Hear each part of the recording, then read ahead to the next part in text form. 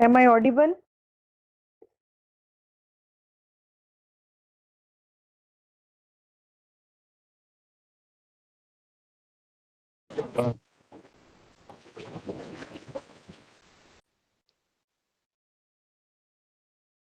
Assalamualaikum and very good evening to all of you.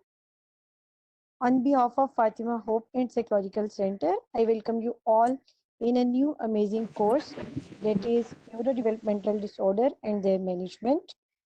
Our worthy guest speaker is Ms. Farwara Far. She is wonderful clinical psychologist, head of Department of Learning Disability in LESCA. She is also visiting lecturer in Aga Khan University and placement supervisor. Ma'am, can you hear me, please? Hear me?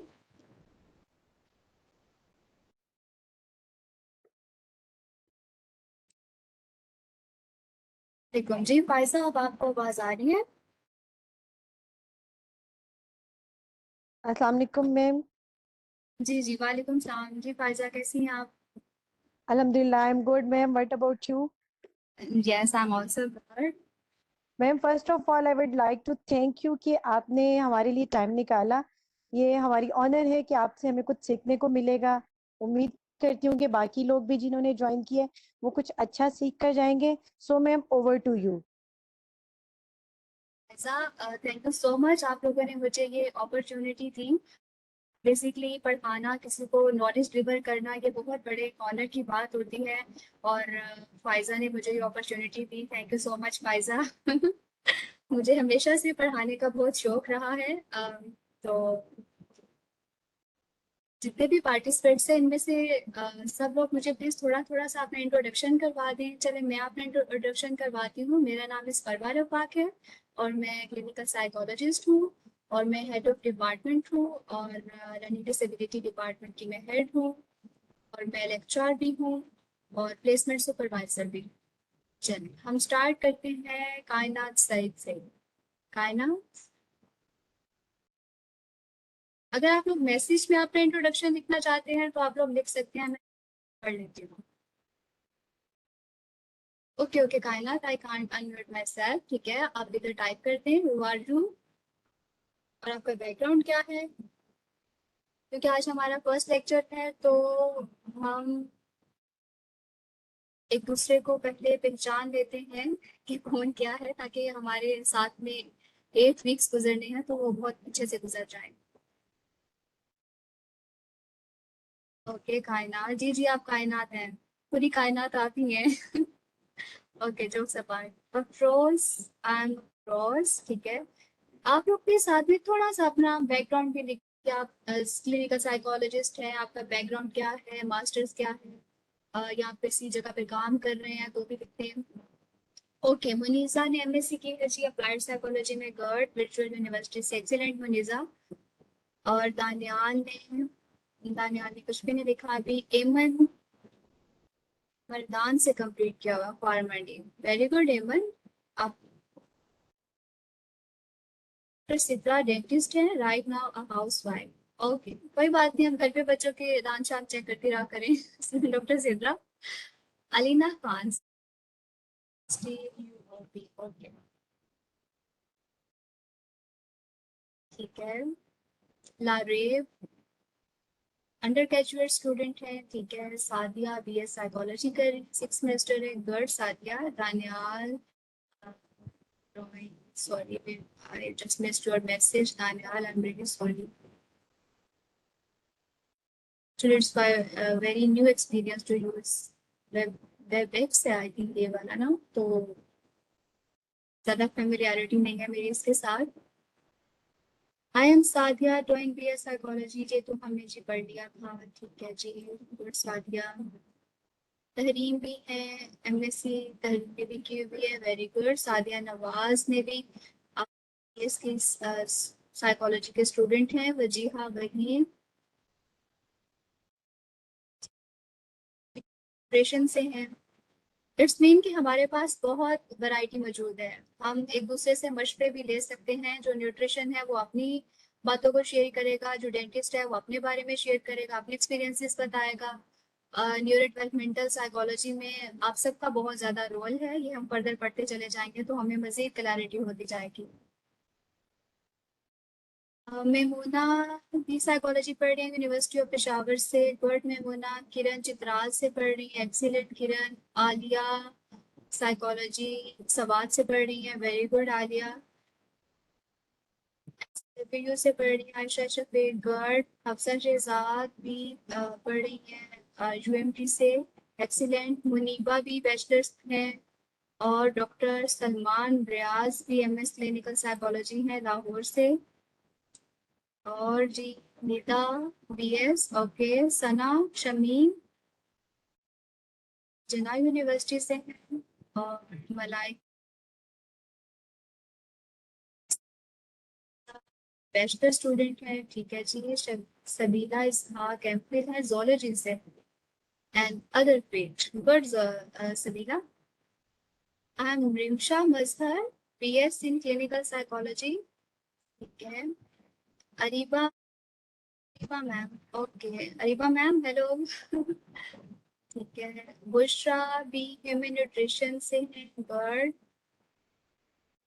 ठीक है। हुमा इम्तियाज भी है, और जोया शफी भी psychology से है। फातिमा जुल्फकार भी फैसलाबाद रिफा से है। अलीमा सादिया भी है, और सकीना भी है, और माही भी है, वेरी गुड। कादियासिम यूनिवर्सिटी से पढ़ रही है माही। अरीबा एंड सहर बट और विमेन यूनिवर्सिटी से। राना सईद भी स्पीच एंड लैंग्वेज पैथोलॉजिस्ट है, ठीक है। एंड मारिया कयूम भी स्टूडेंट है BS साइकोलॉजी की।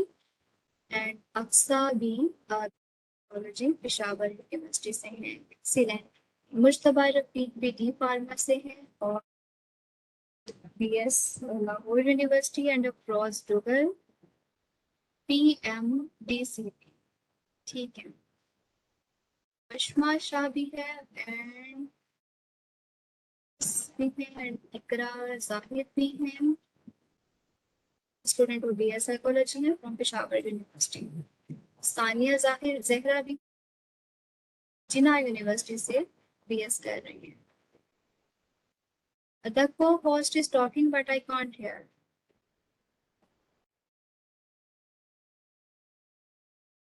नहीं आ रही है, बाकी भी सबको नहीं आ रही।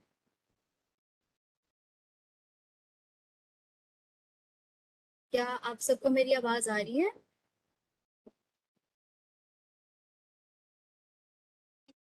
जो कि Sania, And you are audible. जी जी थैंक यू। चलें जी स्टार्ट करते हैं।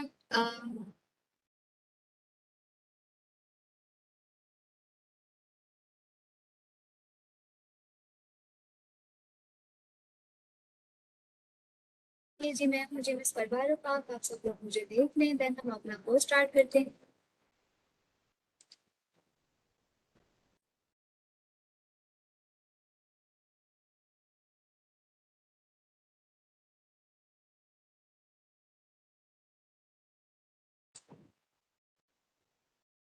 ओके, सबको स्क्रीन शो हो रही है?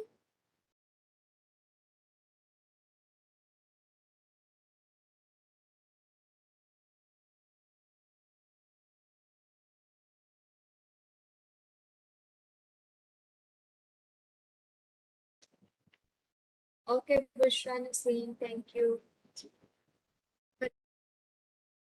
ठीक है। अच्छा जी, न्यूरो हम सबसे पहले अपना कोर्स आउटलाइन डिस्कस कर लेते हैं, जिसमें हम नेक्स्ट 8 वीक्स में कवर करेंगे हमारी न्यूरो डेवलपमेंटल डिसऑर्डर्स हैं। हम उनके असेसमेंट और मैनेजमेंट करना चाहेंगे। और न्यूरो डेवलपमेंटल डिसऑर्डर्स में हम इंटेलेक्चुअल डिसेबिलिटी, जो कि आज हमारा जिस पर लेक्चर है वो पढ़ेंगे। उसके बाद है ऑटिज्म स्पेक्ट्रम डिसऑर्डर, इसको भी हम पढ़ेंगे। Learning disability, motor disorder and behaviour therapy भी पढ़ेंगे। एंड देन हम ABA थेरेपी भी पढ़ेंगे, play therapy, speech therapy, sensory integration therapy. इंशाल्लाह इस कोर्स के बाद आप लोग इस काबिल हो जाएंगे कि आप किसी भी क्लिनिकल सेटअप में बच्चों आप पहचान लेंगे, आप उनको असेस कर सकेंगे, आप उनको मैनेज कर सकेंगे। सब लोग, मेरा ख्याल है जिनसे भी मैंने पूछा है, आप सब लोग BS ऑनर्स के स्टूडेंट्स हैं। और कुछ लोग चूंकि डेंटिस्ट भी है हमारे पास, न्यूट्रिशंस भी हैं, तो डेंटिस्ट के पास भी जब कोई बच्चा ऑटिज्म का आता है या कोई इंटेलेक्चुअल डिसेबिलिटी का आता है तो उनके लिए भी बहुत इंपॉर्टेंट है अंडरस्टैंड करना कि उनके पास कौन सा बच्चा आया है जिसका वो ट्रीटमेंट करना चाह रहे हैं और वो बच्चा उनके काबू में नहीं आ रहा।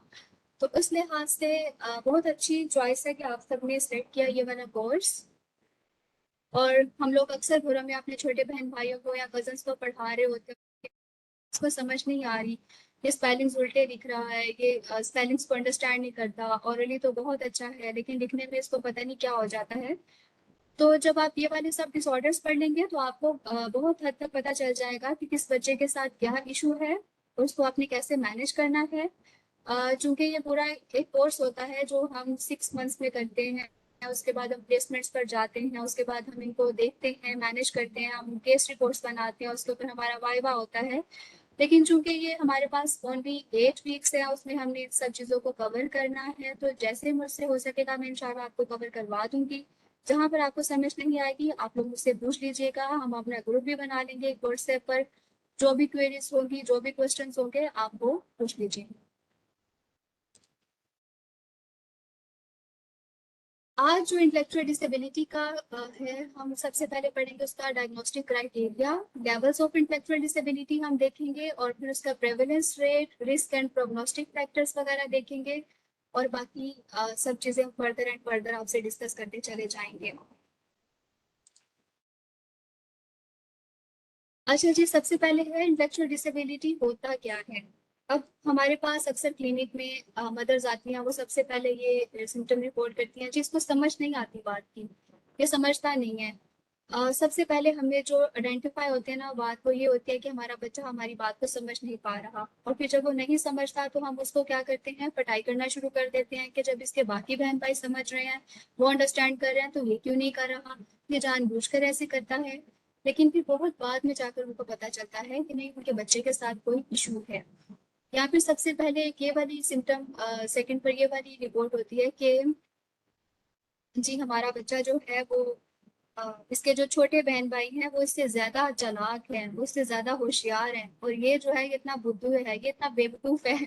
बस सिर्फ इस तरह के सिम्टम्स सुनने को मिलती हैं। और ये तो फिर अब थोड़ी सी अवेयरनेस आ गई है हमारी सोसाइटी में, तो लोग साइकोलॉजिस्ट के पास ले आते हैं या साइकाट्रिस्ट को विजिट कर लेते हैं। अदरवाइज ओके, इस मीन की मेरी आवाज जा रही है उसका, सबको आवाज आ रही है या किसी को भी नहीं आ रही?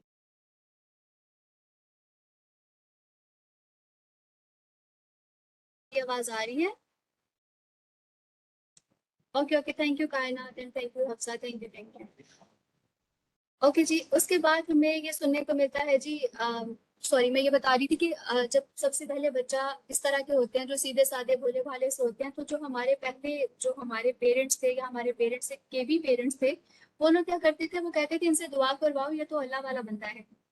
नो डाउट उनकी दुआ भी कबूल होती है, क्योंकि वो इतने इनोसेंट होते हैं कि उन्होंने कभी किसी के साथ नेगेटिविटी नहीं की होती, कभी किसी का बुरा नहीं चाहा होता। तो दुआएं तो उनकी कबूल होती हैं, लेकिन उनके साथ जो इश्यूज आ रहे हैं, जो चीजें आ रही हैं, हमें उनको भी सॉर्ट आउट करना है ताकि वो भी सोसाइटी में एक अच्छा इंसान बन सके, एक इंडिपेंडेंट लाइफ गुजार सके। जी, तो children with intellectual disabilities, previously इसको कहते थे जी मेंटल रिटार्डेशन कहते थे, अब ये न्यू टर्म आई है हमारे पास, इसको हम कहते हैं इंटेलेक्चुअल डिसेबिलिटी। इसमें आता है जी may take longer to learn to speak, work and take care of their personal needs such as dressing और ईटिंग। हमने नोटिस किया होगा कि कुछ बच्चे जो पैदा होते हैं तो वो जल्दी बोलना सीख लेते हैं, वॉक करना सीख लेते हैं। आजकल तो कंप्यूटराइज दौर है, अभी तो बच्चा 3 मंथ्स का होता है तो मोबाइल फोन्स पे जो पॉइंट्स लगी होते हैं या टीवी पे पॉइंट्स लगी होती हैं उनको सुनकर तो वो खूब इंजॉय कर रहे होते हैं, baby shark, doo doo doo या वगैरह वगैरह जो भी पॉइंट्स होती हैं। लेकिन जो इंटेलेक्चुअल डिसेबिलिटी के बच्चे होते हैं इनको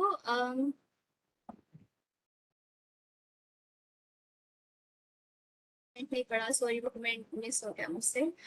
अच्छा जी, जो इंटेलेक्चुअल डिसेबल बच्चे होते हैं ये थोड़ा सा लेट बोलना शुरू करते हैं, इनकी वॉक भी लेट होती है, ये हमारे लिए पहले रेड फ्लैग्स होते हैं जिनको पिकअप करना जरूरी होता है। हमें पता चल जाता है जब हमारा बच्चा लेट बोलना शुरू हुआ है, या उसकी सिटिंग लेट हुई है या वॉकिंग लेट हुई है, उसके जो माइलस्टोन्स हैं वो डिलेड हैं लेकिन अचीव हो रहे हैं, लेकिन काफी टाइम ले रहे हैं। उसके बाद and take care of their personal needs such as dressing और ईटिंग। जैसे कुछ फंक्शंस होते हैं उसमें बच्चा जल्दी सीख लेता है, जैसे ड्रेसिंग है, जैसे ईटिंग है, लेकिन उनको थोड़ा सा इंटेलेक्चुअल डिसेबल बच्चे को इनमें भी प्रॉब्लम आ रही होती है। फिर उनको स्कूल में भी प्रॉब्लम आ रही होती है, उनको सबक नहीं याद रहता, फॉरगेटफुलनेस हो जाता है, बहुत दफा याद करने के बावजूद नहीं याद होता। मदर सर पकड़ कर बैठ जाती है कि भाई हमारा बच्चा जो है वो को इतना अच्छा रात को पढ़ाया था, सुबह उसका टेस्ट था, लेकिन ये सही से प्रिपेयर नहीं कर पाया या सही से बता नहीं पाया या टीचर ने कुछ कर दिया है। टीचर्स जो है वो मदर्स पर गुस्सा हो रही होती हैं, जी आपने बच्चे को नहीं पढ़ाती, इसको सबक नहीं आता। मतलब इन सब चीजों में बच्चा बिल्कुल कंफ्यूज हो रहा होता है कि उसने करना क्या है। नेक्स्ट है they will learn but it will take them longer, there may be some things they can not learn. No doubt कि बच्चे लर्न कर लेते हैं, लेकिन कुछ ऐसे कॉन्सेप्ट्स भी होते हैं जो उनको नहीं याद होते। जैसे कोई मैथ्स का बहुत मुश्किल कॉन्सेप्ट है, वो उनको नहीं आएगा, चाहे आप हर तरीके से करवा दें, वो कुछ उनकी कैपेसिटीज जो होती हैं वो लो होती हैं, वो नहीं अंडरस्टैंड कर पाते। ओके जी, अब डीएसएम क्या कहता है? डीएसएम कहता है कि इंटेलेक्चुअल डिसेबिलिटी में जो हमारी जनरल मेंटल एबिलिटीज होती हैं वो टू फंक्शनल में जो है वो एरियाज वो डिस्टर्ब होते हैं, जैसे कि इंटेलेक्चुअल फंक्शनिंग। इंटेलेक्चुअल फंक्शनिंग में जिसको हम कहते हैं कि समझदार बातें करना या समझदारी से काम लेना, वो वाली सारी चीजें हमारी इंटेलेक्चुअल मेच्योरिटी में आ जाती हैं, जो एज के साथ साथ बंदा सीखता चला जाता है। जैसे कि लर्निंग है, प्रॉब्लम सॉल्विंग स्किल्स हैं, जजमेंट्स हैं, कहीं पे जाना है, कोई प्लान करना है, एब्स्ट्रैक्ट थिंकिंग्स हैं, ये सब हमारी इंटेलेक्चुअल मेच्योरिटी के अंदर आती हैं, जिसको हम कहते हैं समझदारी वाली बातें करना या समझदार होना। इंटेलेक्चुअल डिसेबल बच्चों में समझदारी नहीं होती। नंबर 2 पर है अडेप्टिव फंक्शनिंग। ये कुछ डेली एक्टिविटी स्किल्स होते हैं जो हम देख कर सीखते हैं। जैसे अब जब आप लोग छोटे थे तो आपने खाना खाना, वॉक करना, बातचीत करना, मैनरिज्म, मतलब बहुत सी चीजें आपने देख कर सीखी होंगी। कपड़े पहनना, स्पून को पकड़ना, बनाना को काटना, पील ऑफ करना, मतलब ये सब चीजें अडेप्टिव फंक्शनिंग के अंदर आती हैं, जो कि इंडिपेंडेंटली एक नॉर्मल बच्चा सीख लेता है, लेकिन एक इंटेलेक्चुअल डिसेबल बच्चे को इन सब एक्टिविटीज को भी सीखने में टाइम लगता है।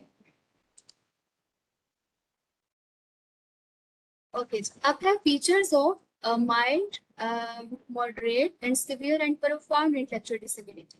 डीएसएम में हमारे पास mild, moderate, severe and profound की कैटेगरीज होती हैं। उसमें क्या होता है, हमने अगर किसी बच्चे को डायग्नोसिस देना है तो जैसे उनकी सबसे पहले आईक्यू रेंज चेक की जाती है। अगर कोई बच्चा 50 से 69 में फॉल कर रहा है तो वो माइल्ड की कैटेगरी में आएगा, 35 से 49 में वो मॉडरेट में, एंड सिवियर में 35 से लेस देन होते हैं। टीचिंग टू सेल्फ केयर है, ये माइल्ड वाले इंडिपेंडेंटली कर लेते हैं, इनको लर्न करवाया जाता है तो ये with in passage of time he learn कर लेते हैं। लेकिन जो मॉडरेट होते हैं इनको हेल्प चाहिए होती है, और जो सिवियर होते हैं उनकी सेल्फ केयर की एबिलिटी बिल्कुल लिमिटेड होती है। लैंग्वेज माइल्ड की रीजनेबल होती है, मतलब हम अंडरस्टैंड कर लेते हैं, वो जो भी बात करते हैं हमें समझ आ जाती है। और मॉडरेट में लिमिटेड होती है लैंग्वेज, और सिवियर में या तो मौजूद ही नहीं होती या तो फिर बिल्कुल ही बेसिक होती है। रीडिंग एंड राइटिंग स्किल्स भी रीजनेबल होते हैं माइल्ड के, और मॉडरेट में सिर्फ बेसिक्स होते हैं, और सिवियर में मिनिमल और फिर नन होते हैं। टू वर्क में सेमी स्किल्ड होते हैं माइल्ड वाले जो इंटेलेक्चुअल डिसेबल बच्चा है, और जो मॉडरेट है वो अनस्किल्ड होते हैं, सुपरवाइज्ड होते हैं, सुपरवाइज्ड एंड बेसिक टास्क होते हैं सिवियर वाले। इसका मतलब ये है कि अगर हम किसी बच्चे को कोई ऑक्यूपेशन उसका सिखा दें, जैसे किसी बच्चे को हम सिखा दें कि जी उसका हमने जॉब का क्राइटेरिया डिसाइड करना है, तो अगर हम उसको कोई टास्क सिखा दें, जैसे हम बहुत सी जगहों पर जाते हैं, जैसे हम किसी टेलर के पास गए हैं तो वहां पर कुछ बच्चों को देखकर हमें अंदाजा हो जाता है कि भाई इसको ज्यादा समझ नहीं आ रही बातचीत की, अम, लेकिन वो बैठकर बटन्स वगैरह लगा देते हैं, तरपाई कर देते हैं कपड़ों की, या फिर किसी इलेक्ट्रिशियन के साथ उनके एज असिस्टेंट होते हैं, उनको चीजें वगैरह पकड़ा रहे होते हैं। तो हमें जगह जगह पर ऐसे बच्चे देखने को मिलते हैं। और जो माइल्ड इंटेलेक्चुअल डिसेबल बच्चे होते हैं वो सेमी स्किल्ड होते हैं, उनको थोड़ा बहुत अंडरस्टैंड हो जाता है, वो अपनी जॉब को ज्वाइन कर लेते हैं। उनके सोशल स्किल्स भी नॉर्मल होते हैं, वो फ्रेंड्स भी बनाते हैं। वो अलग बात है कि बहुत मासूम होते हैं, इनोसेंट होते हैं, इतने ज्यादा चालाक नहीं होते, तो लोग उनको बेवकूफ भी बना देते हैं।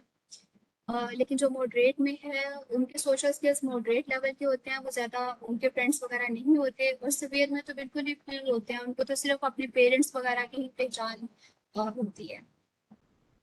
उसके बाद फिजियोलॉजिकल प्रॉब्लम्स में माइल्ड वालों की रेयर प्रॉब्लम्स होती हैं, और मॉडरेट में समटाइम्स फिजियोलॉजिकल इश्यूज होते हैं, और सिवियर में कॉमन इश्यूज होते हैं, उनको फिजियोलॉजिकल कोई ना कोई इशू रहता है। लेकिन जो माइल्ड इंटेलेक्चुअल डिसेबल बच्चे भी होते हैं, उनको अगर सीजन चेंज हो रहा होता है तो उनका जो लेवल है वो जल्दी उनको बीमारी वगैरह कर देता है। अब हम एकेडमिक स्किल्स, ये तो हमने यहाँ ऊपर डिस्कस कर दिया, जहाँ पे हम सेमी स्किल्स को डिस्कस कर रहे थे कि उनके 6 ग्रेड से हाई ग्रेड तक पढ़ सकते हैं माइल्ड इंटेलेक्चुअल डिसेबल बच्चा। लेकिन जो मॉडरेट है वो सेकंड से थर्ड ग्रेड तक सिर्फ बेसिक एजुकेशन उनको आएगी, उसके बाद उनको नहीं आएगी। अच्छा जी, अब यहाँ पे हम आपके कमेंट्स ले लेते हैं जी। कहाँ कितने लोगों ने देखे हैं बच्चे कोई ऐसे अपने आसपास जिनको देखकर उनको अंदाजा हुआ हो? आप लोग अपना माइक भी अनम्यूट करके बोल सकते हैं और मैसेज भी टाइप कर सकते हैं।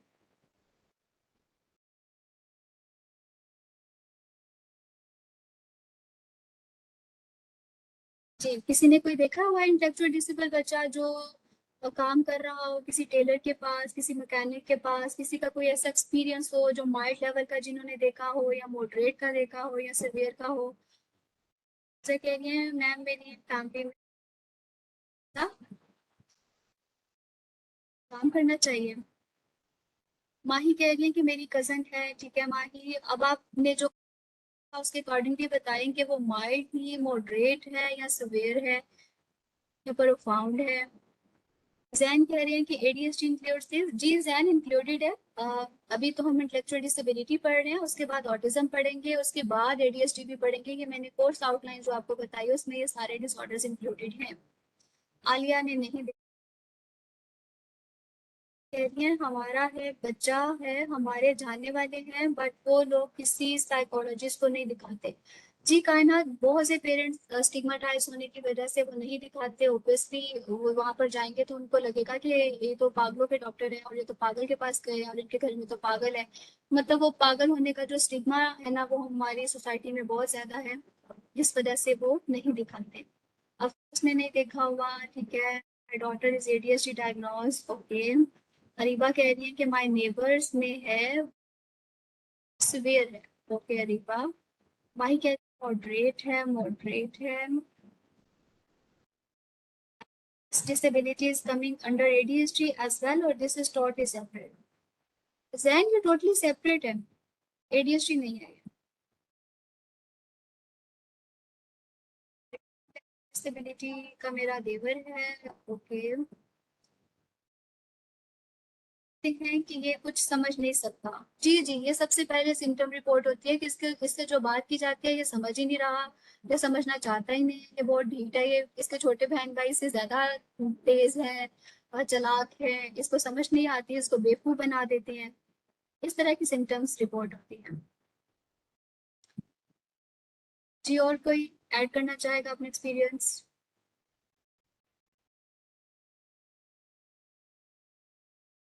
शादी की दुआ करवा लें। जी जी जरूर, आप उनसे जरूर दुआ करवाएं। वो मुझे मेरा पर्सनल एक्सपीरियंस है, क्योंकि मेरे पास जो बच्चे प्ले कर रहे होते हैं, सिंपल सी हम लूडो प्ले कर रहे होते हैं, तो उसमें वो जब कहते हैं ना कि आला पाक अब 6 आ जाए, तो उनको वाकई में 6 मिल जाता है। वो कहते हैं आला पाक अब 1 आ जाए, उनको वाकई में 1 मिल जाता है। तो मुझे लगता है कि उनका कोई डायरेक्ट कनेक्शन अल्लाह के साथ है।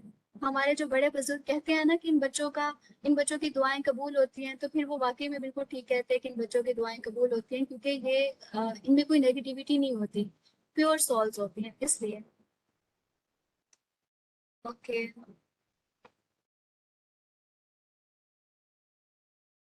क्या आप सब जिनके पास ये हैं बच्चे नेबर्स में या देवर वगैरह हैं, आप लोग प्लीज उनसे अपने लिए दुआएं करवाएं।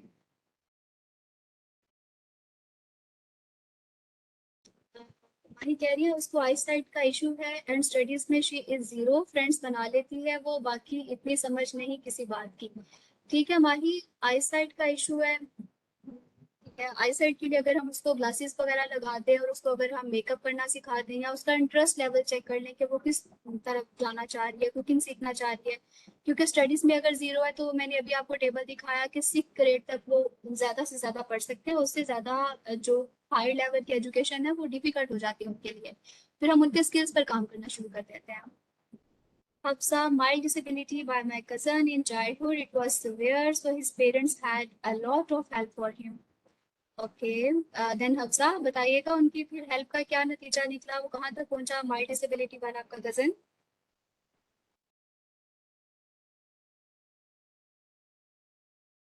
कायनात कह रही है मैम उनको चाहे ना कि वो चेक करवाएं। जी जी कायनात, आप उनको बताएं थोड़ा बहुत, अगर वो आपको आपसे गुस्सा ना हो जाए, आपसे नाराज ना हो जाए, आप इस स्टाइल में उन्हें बताएं। अगर आप उन्हें ये कहेंगे कि आपके बच्चे के साथ इश्यूज हैं या आपका बच्चा पागल है या छोटी सिविल है, तो नाराज भी हो जाते होते हैं। तो आपने अपना रिलेशनशिप नहीं खराब करना, लेकिन उनको थोड़ा बहुत आप कह दें कि रियलिस्टिक अप्रोच के थ्रू, एविडेंस अप्रोच के थ्रू तो आपकी बात पे वो मानेंगे। Now he can speak and interact better. Okay good Hafsa, अगर ये अर्ली स्टेज में डायग्नोस हो जाए, अर्ली स्टेज में इन पर काम करना शुरू कर दिया जाए तो रिकवरी आती है, इम्प्रूव करते हैं।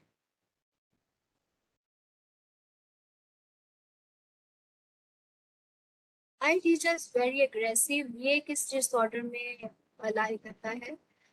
वजीहा, इसमें अभी हम पढ़ते चले जाएंगे तो आप देखिएगा, अगर तो इंटेलेक्चुअल डिसेबल है तो उस बच्चे को समझ नहीं आ रही लेकिन उसकी सोशलाइजेशन अच्छी है। अग्रेसिव ये भी होते हैं, जब हमने बार बार कहा जाता है कि ये तो समझ ही नहीं रहा, इसको समझ ही नहीं आ रही, इसको इतनी दफा पढ़ाया था, घर वाले गुस्सा कर रहे हैं, टीचर्स गुस्सा कर रही हैं, तो अग्रेशन तो इनमें भी आएगा, ये तो बहुत कॉमन है। लेकिन बाकी सिम्टम्स का क्राइटेरिया जो मैंने आपको अभी बताया है, आप उनके एडेप्टिव फंक्शनिंग चेक करें, आप उनकी इंटेलेक्चुअल मेच्योरिटी देखें, तो आपको खुद ही पता चलेगा। जो आपके घर पे जो दूसरे बच्चे हैं उनके साथ उनका कंपैरिजन करें, जो उनके एज फैलोज हैं, तो आपको कुछ चीजें खुद ही नजर आना शुरू हो जाएंगी। अच्छा कायनात कह रही है कुछ पढ़ा भी नहीं है। हाँ जी, नहीं पढ़ते ना ये बच्चे, mild moderate and severe. Mild वाले बेचारे 6 ग्रेड तक बहुत मुश्किल से पढ़ते हैं, अगर उनको उनके तरीके से पढ़ाया जाए। कह रही है 16 ईयर्स हो गई है। ओके, हाँ जी, अब आप उसके स्किल्स पे काम करना शुरू करते हैं, अगर 16 ईयर्स हो गई है उस लड़की की एज तो। सैयदा फिजा मैम, वो बच्चा ऑलरेडी सफर कर रहा होता है और उसकी फैमिली उसकी इनसिक्योरिटीज को ट्रिगर करती है बाय कंपेयरिंग हिम और चिल्ड्रन। जी सैयदा फिजा, ये तो बहुत कॉमन इशू है, हम यही डिस्कस कर रहे हैं यहाँ पर ना।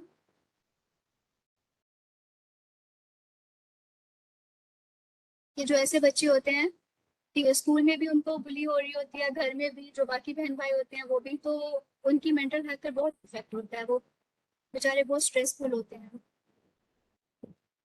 माही कह रही हूँ कि my daughter is good in studies. Okay good, अल्हम्दुलिल्लाह। जी जी अल्हम्दुलिल्लाह माशाल्लाह। मैम अगर ऐसे हो कह दूंगी कि इसको कोई डिसेबिलिटी है तो लोग मुझे कहते हैं कि पागल करार दे दिया है। जी जी कायनात, मैं वही आपको कह रही थी कि आपने उनको इस स्टाइल से कहना है कि उनको बुरा ना लगे, बस थोड़ा सा एविडेंस के थ्रू आपने बताना है। तो ऐसा भी नहीं है कि आप उनको जाकर बताना शुरू कर दें कि आपका बच्चा इंटेलेक्चुअल डिसेबल है या एडीएचडी है या ऑटिज्म के साथ है। तो ऐसे बड़ी बड़ी टर्म्स उनके सामने यूज करेंगे तो वो वाकई में आपको परेशान हो जाएंगे बहुत। दुआ कैसे करवाएं कायनात, अभी हमने माइल्ड लेवल के बच्चे देखे थे ना, उनका मैंने अभी आपको वो टेबल दिखाया है। जो माइल्ड इंटेलेक्चुअल डिसेबल बच्चे हैं वो तो अंडरस्टैंड कर लेते हैं बातों को, आप उनसे दुआ करवाएं, वो करेंगे। और जो मॉडरेट लेवल के हैं उनकी भी जो सोशलाइजेशन वो इतनी पुअर नहीं है, वो भी अंडरस्टैंड कर रहे होते हैं। नेचुरली आई साइड का इशू, ठीक है। has difficulty in socialization, she can't make good friends। Socialization से रिलेटेड है तो फिर आप फर्दर, अभी हम कोर्स जब अपना पढ़ेंगे आगे, फर्दर क्लासेस आप अटेंड करिएगा, फिर आप मुझे बताइएगा कि वो कहाँ पर फॉल कर रही है। सोशलाइजेशन का इशू तो अभी हमने जो इंटेलेक्चुअल डिसेबल पढ़ा है यहाँ पर भी है। सोशलाइजेशन का तो वैसे भी नॉर्मली भी कुछ बच्चे इंट्रोवर्ट होते हैं, उनका नहीं दिल कर रहा होता बात करने, या कुछ को एंजाइटी होती है, वो एंजाइटी की वजह से नहीं बात कर सकते। तो मतलब there is lots of factors in socialization. तो हम उस सोशलाइजेशन की वजह से किसी को लेबल नहीं कर सकते। हमें और बहुत सी चीज़ों को चेक करना है, उनका प्रोफाइल बनाना होता है, उन पे टेस्ट बैटरी अप्लाई करनी होती है, उसके बाद कहीं जाकर हमें अंदाजा होता है कि हमारे बच्चे के साथ इशू क्या है। ठीक है जैन? अफसा कह रही है कि intermarriages are a more casual factor behind such neuro intellectual disabilities. जी हफ्सा, ये भी फैक्टर है। अगर फैमिली में एक बंदे को इंटेलेक्चुअल डिसेबिलिटी है, उसकी उसी कजन के साथ शादी हो रही है, तो वो जो क्रोमोसोम्स हैं, वो जो न्यूरॉन्स हैं, उनकी वजह से इशू तो आएगा ना।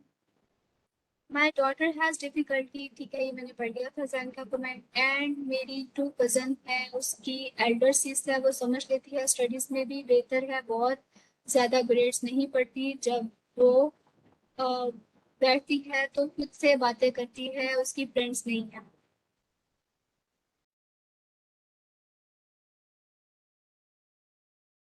स्टडीज में बेहतर है। माही, मुझे आपका केस अंडरस्टैंड हुआ, आप प्लीज थोड़ा सा एलैबोरेट करें, उसकी एज क्या है?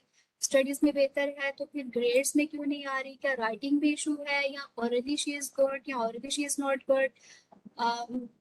समझ आया माही? हफ्सा कह रही है कि कजन मैरिजेस, जी हफ्सा, कजन मैरिजेस का है फैक्टर।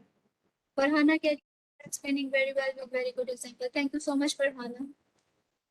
एमन कह रही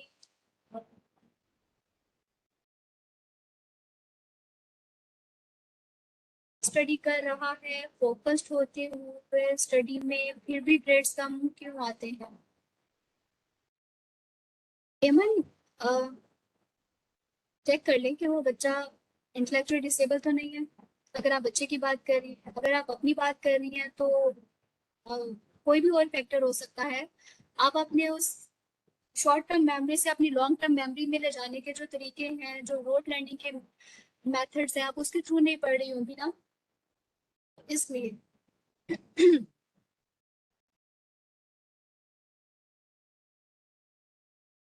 जाता है, पेपर अटेम्प्ट नहीं होता, क्या करूं? तो आपने अपनी लर्निंग पर काम करना है, लर्निंग स्टाइल्स को आइडेंटिफाई करना है कि आपका लर्निंग स्टाइल कौन सा बेस्ट है। उसके मुताबिक फिर आप याद करेंगे। जैसे अगर किसी को विजुअली चीजें याद रहती हैं, विजुअली लर्नर है, तो वो ज्यादा स्टिकर्स बना लें, फ्लैश कार्ड्स बना लें, कलरफुल पेंसिल के साथ लिख लें, फिर वो अपनी विजुअल सेंस के ऊपर काम करें। और अगर किसी की ऑडिटरी मेमोरी बहुत अच्छी है, किसी को याद होता है, तो वो अपने ऑडिटरी मेमोरी से याद करते हैं, तो वो फिर जोर जोर से रटा लगा कर याद करें।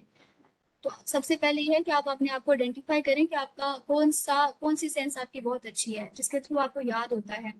फिर आप अगर उस सेंस के थ्रू आप अपना मटेरियल बनाएंगे, याद करेंगे, तो फिर आपको कभी नहीं भूल। साथ ही अगर कोई याद कर पेपर में भूल जाता है, तो ये भी इंटेलेक्चुअल डिसेबिलिटी है। नहीं सादिया, पेपर में अगर भूल जाता है, तो पेपर की जो एंजाइटी फैक्टर है, आप उसको पहले चेक करें कि कितनी एंजाइटी है, कितना स्ट्रेस है, जो वो बिल्कुल ही उसको भूल गई हैं चीजें। फिर हम उसकी एंजाइटी पर काम करेंगे। इंटेलेक्चुअल डिसेबिलिटी का मैं हम ऑलरेडी आपको बता चुकी हूँ कि सिर्फ एक लर्निंग की वजह से हम किसी को नहीं कह सकते। इंटेलेक्चुअल मेच्योरिटी भी थी, अडेप्टिव फंक्शनिंग भी थे, सोशलाइजेशन भी थी, आईक्यू लेवल सबसे पहले है, तो ये सारी चीजें आती हैं। मेरी कजन हाइपर है, फोकस भी नहीं होता, वो आईडी है नहीं, वो इंटेलेक्चुअल डिसेबल नहीं है, हाइपर एक्टिव है, इस वजह से उसका फोकस नहीं होता। तो फर्दर हम डायग्नोसिस पढ़ेंगे, तो फिर आप पढ़िएगा। अगर उसकी सोशलाइजेशन ठीक है, तो वो फिर एडीएचडी की तरफ जाएगी, और अगर सोशलाइजेशन भी नहीं ठीक, तो वो फिर ऑटिज्म में भी जा सकती है, स्पेक्ट्रम में भी जा सकती है। लेकिन सिर्फ एक सिम्टम की वजह से हम उस बच्ची को भी लेबल नहीं कर सकते। सैयदा फिजा कह रही हैं कि कॉम्प्लेक्स प्रेगनेंसीज, स्टेरॉयड्स और epidural cause neurodevelopmental disorder in child. जी सैयदा फिजा, ये भी फैक्टर्स हो सकते हैं, मैं फर्दर आपको बताऊंगी कि कौन कौन से फैक्टर्स हो सकते हैं।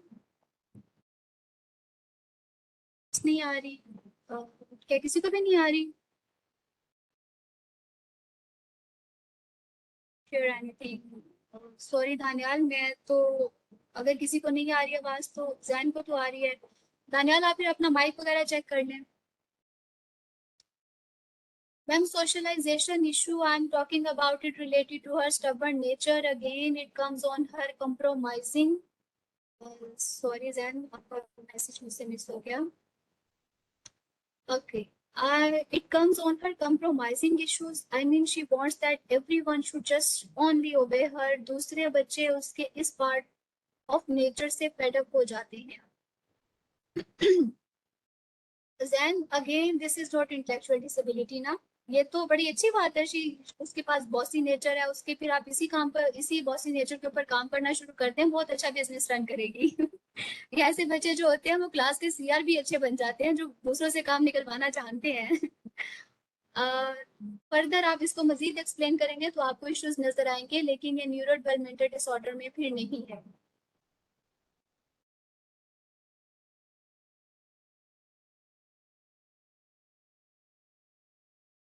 मैम मेरी कजन है, वो स्टडी में तो बहुत अच्छी है, 5 इयर्स की है, बट वो खेलने के मामलात में बहुत स्लो है। उसका भाई हर टाइम शरारत करता रहता है, बस स्टडी पे फोकस नहीं करता। लेकिन बहन हर टाइम अपनी मामा को कॉपी करती रहती, पास या लेटी रहती है। उसको होता कि खेलना।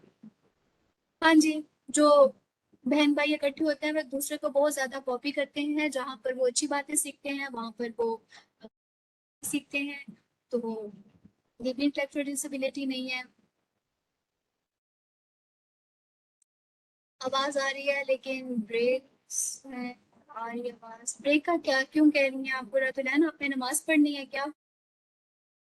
क्योंकि असर का टाइम भी हुआ चाहता है ना।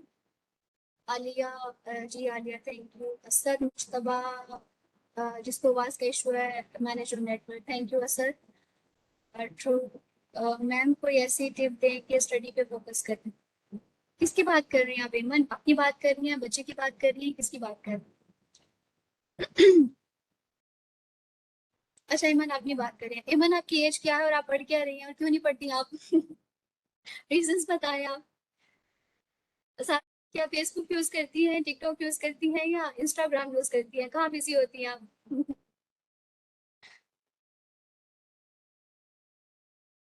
जी मिस माइला जाज, आलमंड ऑयल से भी बहुत फर्क पड़ता है।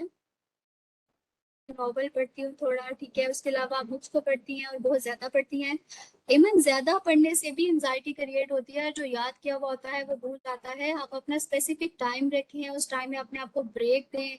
उसके अलावा जो हमारे बड़े बुजुर्ग कहते थे कि बादाम खाओ, तो बादाम बिल्कुल ठीक कहते थे। अगर बादाम अवेलेबल नहीं है तो आप उसका ऑयल यूज कर लें।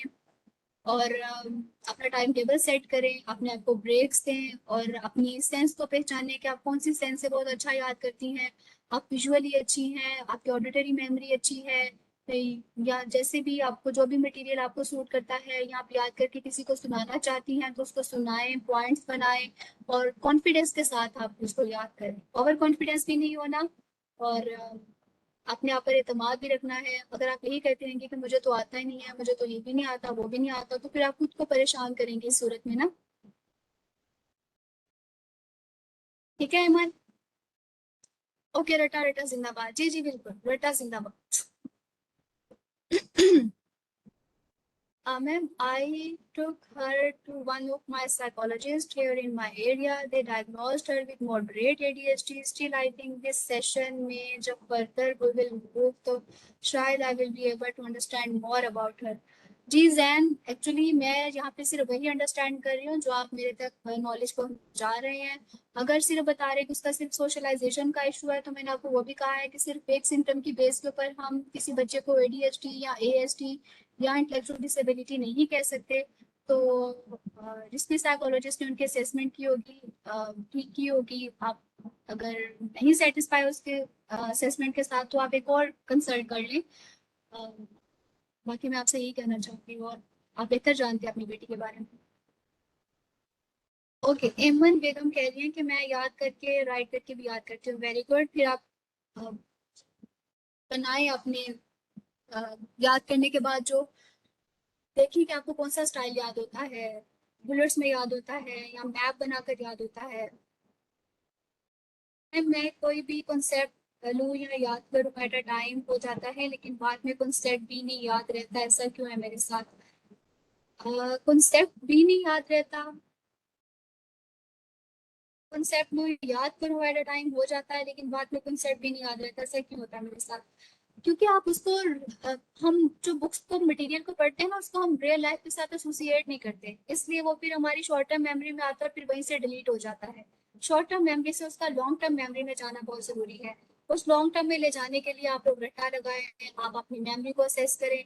लेकिन अगेन हम अपने टॉपिक को लूज कर रहे हैं। आज हमारा टॉपिक है इंटेलेक्चुअल डिसेबिलिटी। तो मेरा टॉपिक ये था कि आप लोग को कोई केस वगैरह देखा अपने अपने आसपास तो बताइए। फर्दर हम जब लर्निंग डिसेबिलिटी पढ़ेंगे तो मैं आपको सारे लर्निंग मेथड्स बताऊंगी, जिस जिसके साथ जो जो इश्यूज आ रहे हैं वो फिर अपने आप को आइडेंटिफाई करके मजीद बेहतर तरीके से लर्न कर सकेंगे, मजीद बेहतर तरीके से पेपर में बैठ सकेंगे। लेकिन आज हमारा जो टॉपिक है वो है इंटेलेक्चुअल डिसेबिलिटी। मेरी सिस्टर 3 इयर्स की है, पर अभी तक वो सही से बात नहीं करती है, सुनती भी सही है, और अगर घर कोई आता है तो उससे भी इशू होता है, उसे रोना शुरू कर देती है।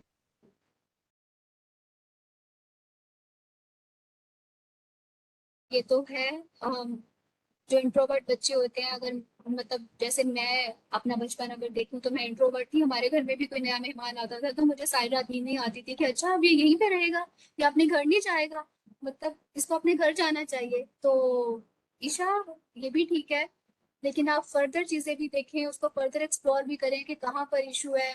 स्पेसिफिक लोगों के साथ इशू है, कुछ लोग खाला के साथ मामू के साथ अटैच होते हैं, या चाचू के साथ, उनको उनके साथ इशू नहीं होता, लेकिन कोई बाहर से स्ट्रेंज बंदा आ रहा है जिसके साथ उनका ऑरा नहीं मैच हो रहा, तो अभी वो इशू क्रिएट कर हो सकता है।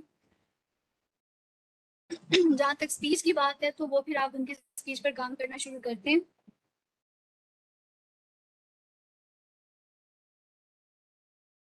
टॉपिक भी है स्पीच थेरेपी का, जो फर्दर पढ़ेंगे तो वो भी आपको हेल्पफुल रहेगा कि अपने बच्चों के साथ कैसे उनकी स्पीच पर काम करना है। अब्दुल्ला कह रहे हैं I have done masters in applied psychology. Very good Abdullah.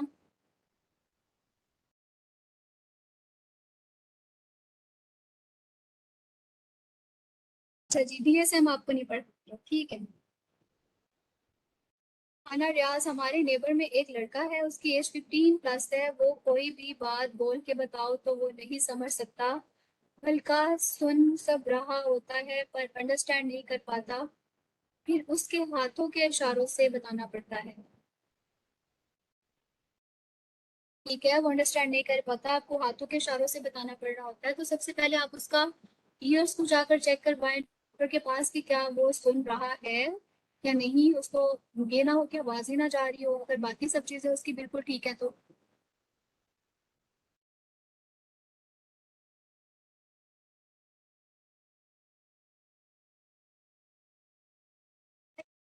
Patients with autism disorder age between 3 to 11, how I can deal with the feels, give positive and little bit fast. रजाना, जब हमारा ऑटिज्म का टॉपिक फर्दर है इंशाल्लाह हम पढ़ेंगे, ये 8 weeks का course है, हम एक दूसरे के साथ ही कनेक्टेड है, तो इंशाल्लाह फ्यूचर में जब आएगा ऑटिज्म का टॉपिक तो फिर मैं आपको बताऊंगी कि उन बच्चों के साथ आपने क्या करना है। डीएसएम का तो तावीज होना चाहिए, बाकी याद नहीं होती जी। कि तावीज बनाकर दीवारों पर लगा ले, तावीज को देखने से भी याद हो जाता होता है तावीज। थैंक यू मैम, बहुत अच्छी तरह समझ रही है आपके lecture and simple. Thank you एमन। Daniyal English please. दानियाल, यहाँ पे हम इंग्लिश नहीं सिर्फ बोल सकते क्योंकि सब यहाँ पर पाकिस्तानी लोग हैं मोस्टली, तो इसलिए बाइलिंगुअल ही जाना पड़ेगा।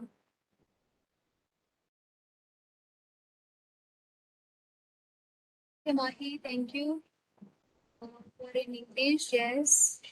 Then she's 6 year old. Her main issue which I'm facing now is her stubborn nature, difficulty in making friends, misbehave with elders. Whenever I teach her about some manners, she doesn't want to listen about it. Her behavior is more towards aggression. जी जैन, फिर जो जिस psychologist ने भी assessment की है, basically उन्होंने कोई assessment tool वगैरह अप्लाई किया होगा, टेस्ट बैटरी अप्लाई की होगी, तो ठीक है, आप उनके ट्रीटमेंट को कंटिन्यू करें। अगर आपको मुझसे कुछ यहाँ पर पूछना है तो आप पूछ लीजिएगा। हमने एडीएचडी भी पढ़ना है, नेक्स्ट टॉपिक्स में हमारे एडीएचडी भी आएगा। आज बेसिकली हमारा इंटेलेक्चुअल डिसेबिलिटी टॉपिक था।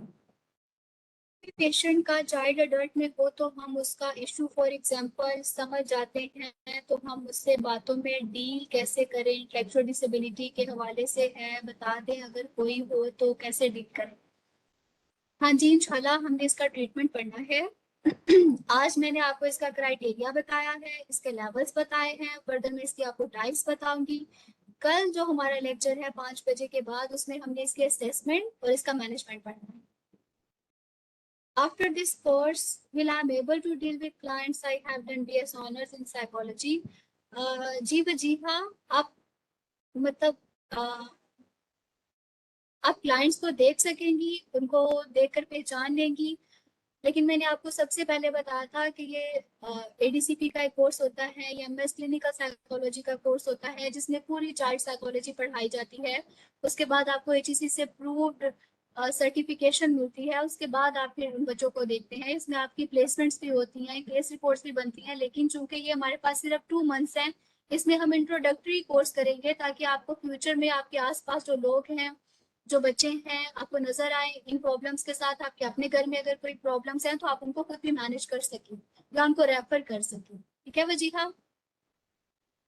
कायनात, नमाज का टाइम हो रहा है जी। कायनात 6 o'clock तक क्लास है, 6 o'clock तक हम बिल्कुल एंड कर रहे हैं। हमारे पास बिल्कुल 10 मिनट्स हैं, इंशाल्लाह हम 6 बजे सब जाकर नमाज पढ़ेंगे।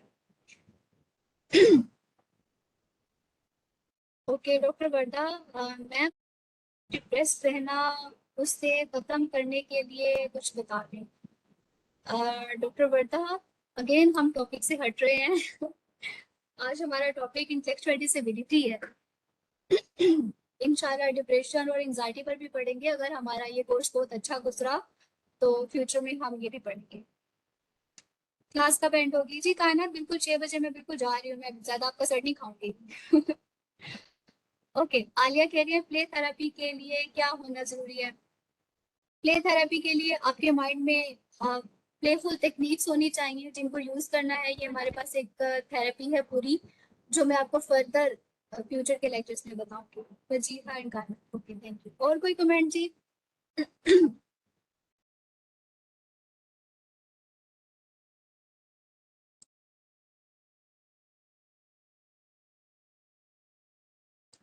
बिहेवियर इश्यूज को कैसे डील करें पेरेंट? जज़ाकल्लाह ma'am, thank you Jain. Fatima, किस टाइप के बिहेवियर इश्यूज? हमने बिहेवियर थेरेपी भी पढ़नी है, प्ले थेरेपी भी पढ़नी है, स्पीच थेरेपी भी पढ़नी है। मैंने स्टार्ट में आपको कोर्स आउटलाइन बताई थी ना, तो फ्यूचर में पढ़ेंगे हम सब कुछ, सारी चीजें फर्दर पढ़ेंगे।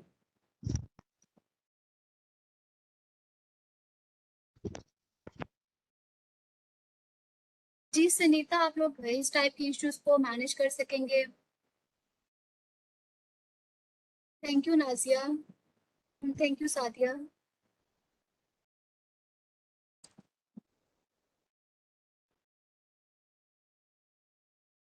ये वाला टेबल पढ़ रहे थे, जिन्होंने कहा था कि मैम हमने डीएसएम नहीं देखी हुई, तो अगर नहीं देखी हुई तो ये देख लें। ये आपका जो फुल फ्लैश डीएसएम में जो लिखा हुआ है माइल्ड, मॉडरेट एंड सीवियर का जो वो मटेरियल लिखा हुआ है, उसमें इंटेलेक्चुअल डिसेबिलिटी की जो कैटेगरीज बनी हुई हैं, जो सेवेरिटी लेवल्स लिखे हुए हैं, उनको टेबल में बुलेट्स में लिख दिया गया है। तो आप इनको देख लीजिए, मैंने ऑलरेडी भी इनको डिफाइन कर दिया आपको।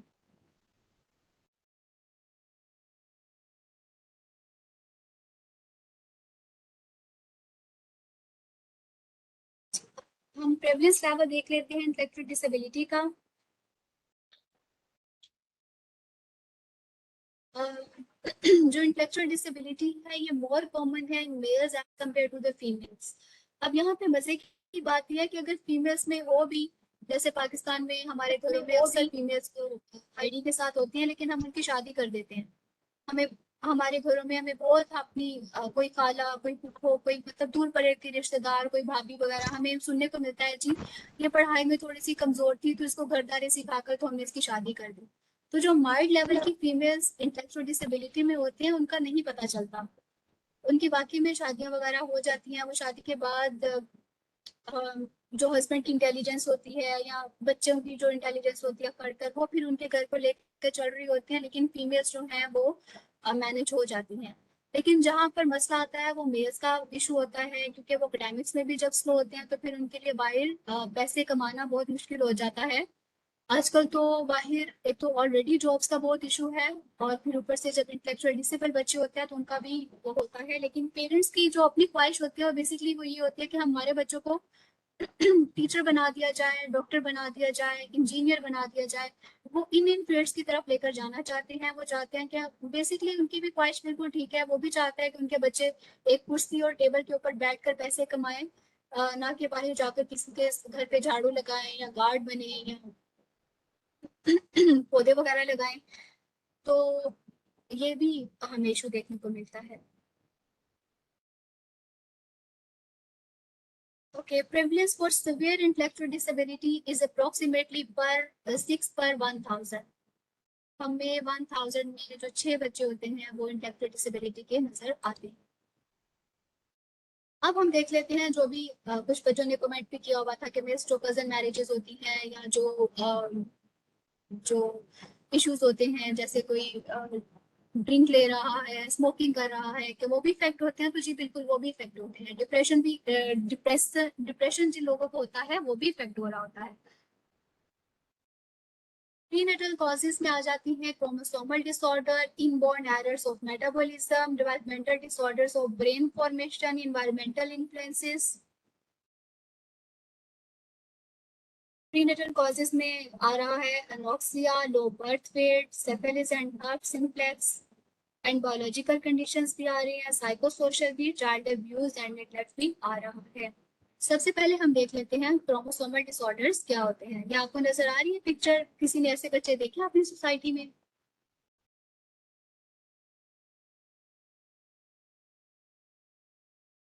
ठीक है। जैन और नाजिया ने देखे होंगे। पिज्जा।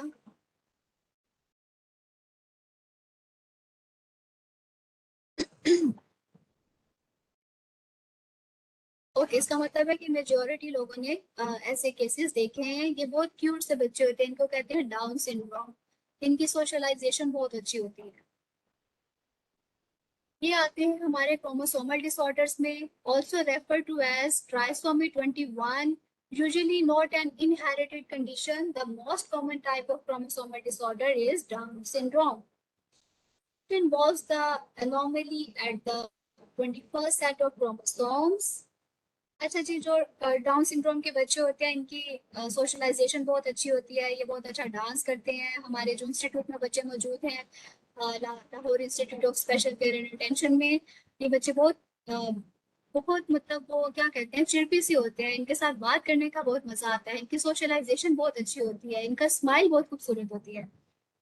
तो ये वाले जो बच्चे होते हैं इनके जो फेशियल फीचर्स हैं with broad hands and with short fingers होते हैं।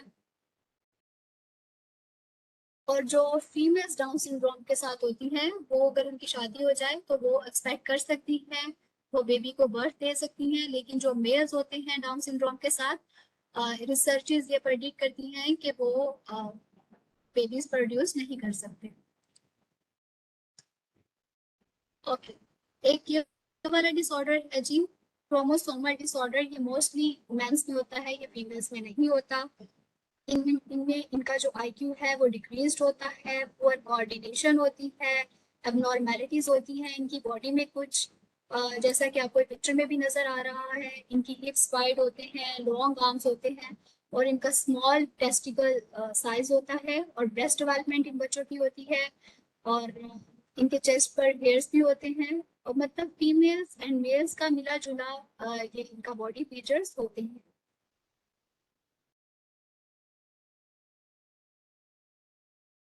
उसके बाद हमारी नेक्स्ट टाइप आ रही है क्रोमोसोमल डिसऑर्डर की, प्रेडर विली सिंड्रोम। ये वाले जो बच्चे होते हैं ये इनहेरिटेड फ्रॉम फादर होते हैं। ये जो इन्फेंट्स हैं ये लेथार्जिक होते हैं। इनको चूंकि खाने पीने में मुश्किल का सामना होता है, लेकिन ये जब बड़े होते हैं तो इनको ये ऑब्सेस्ड हो जाते हैं फूड के साथ, जिस वजह से अक्सर इन बच्चों का जो वेट होता है वो भी काफी ज्यादा होता है। और जो लीडिंग जेनेटिक कॉज होती है इसकी वो ओबेसिटी होती है। और ये वाले जो बच्चे होते हैं इनके ऑब्वियसली जब वेट बहुत ज्यादा एक बच्चे का होगा तो उनका जो हार्ट्स है वो भी डिफेक्ट हो रहे होंगे और किडनी प्रॉब्लम्स भी चल रही होंगी साथ में। जब वेट ज्यादा होता है बच्चों का तो फिर ये वाली हेल्थ इश्यूज जो होते हैं सारे चलते हैं। अब ये वाले बच्चे जो हैं इनके भी फेशियल फीचर से हमें देखकर पता चल जाता है, इसको कहते हैं टर्नर सिंड्रोम। इन बच्चों के साथ भी इश्यूज होते हैं, हेल्थ इश्यूज, जैसे कि हार्ट इफेक्ट्स आ रहा है, किडनी प्रॉब्लम्स आ रही हैं। और इनके जो फेशियल फीचर्स हैं वो आपके बिल्कुल सामने जो पिक्चर नजर आ रही है कि बिल्कुल ऐसे ही होते हैं, लेकिन इन बच्चों के जो हाथ होते हैं, जो पाँव होते हैं, वो पफीनेस और स्वेलिंग हमें उनमें फील हो रही होती है। और इनकी जो फिंगर्स होती हैं वो बिल्कुल ज्वाइन होती हैं, जिनको हम कहते हैं वेबिंग वेबिंग हैंड्स होते हैं, उस टाइप के इनके हैंड्स होते हैं। और हमारे पास एक बच्ची भी थी छोटी सी, उसके भी हैंड्स इस तरह से थे, लेकिन अच्छी बात ये हुई कि सर्जरी के साथ उसकी फिंगर्स जो थी वो तो सेपरेट हो गई। अब विलियम सिंड्रोम में जो बच्चे होते हैं ये भी क्रोमोसोमल डिसऑर्डर में ही एक इनकी कॉज है।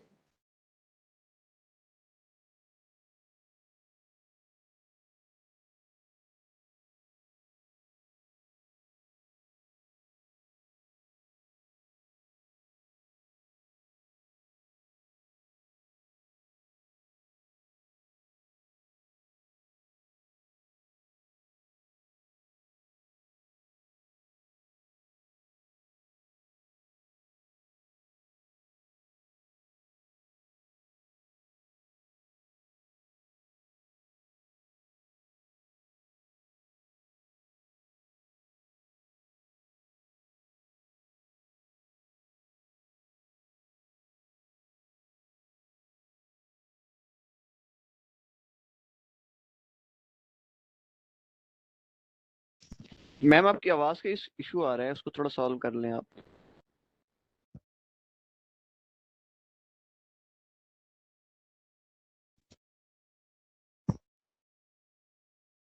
आपको मेरी आवाज आ रही है?